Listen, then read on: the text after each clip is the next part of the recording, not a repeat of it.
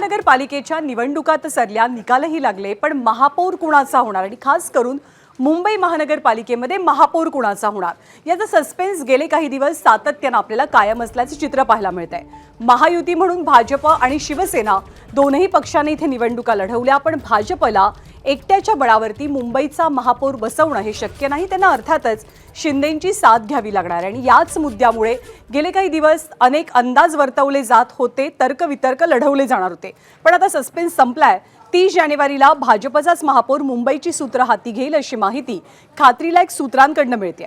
त्यामुळे आता भाजपकडून महापौर पदाच्या खुर्चीवरती नेमकं कुणाला बसवलं जातंय याची उत्सुकता ताणली गेली आहे।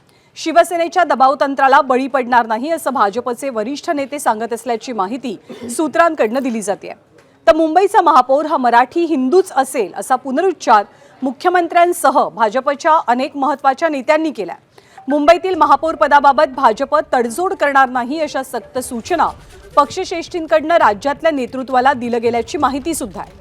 भाजपनं सर्वाधिक जागा जिंकल्यात, त्यामुळे महापौर पदावरती भाजपचाच हक्क आहे असं भाजपचे वरिष्ठ नेते ठामपणे सांगत असल्याची माहिती आहे। त्यामुळे महापौर पदावरती आता विराजमान कोण होणार हे पाहणं महत्त्वाचं ठरेल।